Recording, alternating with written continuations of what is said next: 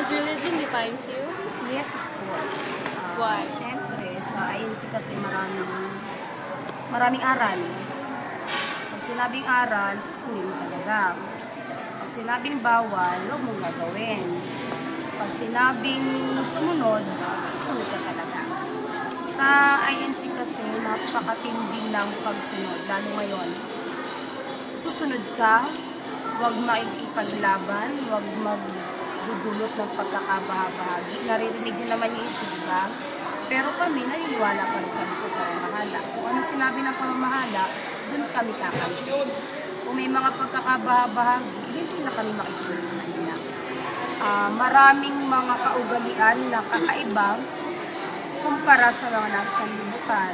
Pero kami, nakikisalamuha pa rin kami sa paraang mapepreserve namin yung aral sa Iglesia ni Cristo.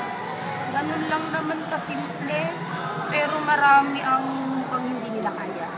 Pero try din sa science. Maganda kasi. Okay na. Thank you.